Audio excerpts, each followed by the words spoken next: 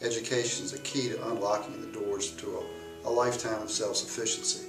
So it's extremely important to the individual, but it's also important to our community.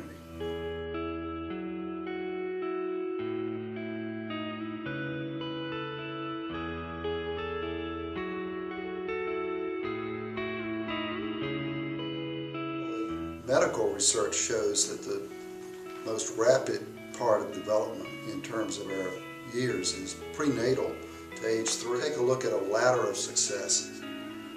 Can you imagine climbing a ladder where the first rung is missing? And so it's really important that society understands that if children get off to a good start, they'll start up that ladder.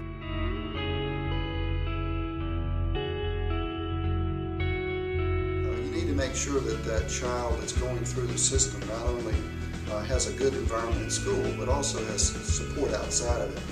All the information that we see says that kids spend about as much time out of school every day as they do in. So it really is important for the individual to be fully embraced by a community and to have support all the way through that corridor, both in the class, also without, before school, after school, weekends, etc.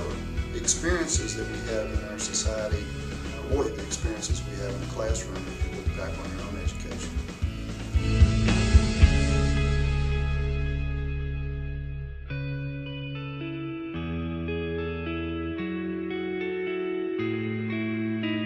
It's important that we take a look at the holistic situation that an individual faces so that we're addressing every need that they have of development and not just what they have on an intellectual basis.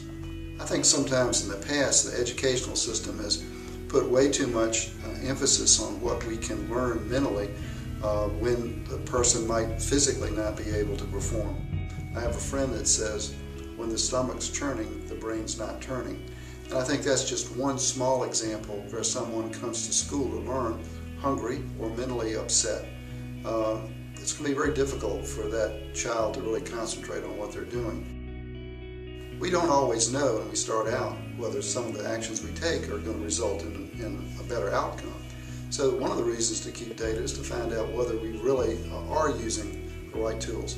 Another important thing is that more and more people have turned from being philanthropists in their own minds to being investors in their community, as I call it, social investing. And so everybody wants to help, but you really want to make sure that if you're giving funds or time, that it's going to be fruitful. We really want to make a difference and not just write a check. Well, some people will take a look at just one family or one individual's life who's improved and say that's success. And certainly I couldn't argue with that because every individual is important. But what we're trying to do here is create a critical mass of success, what we call impact.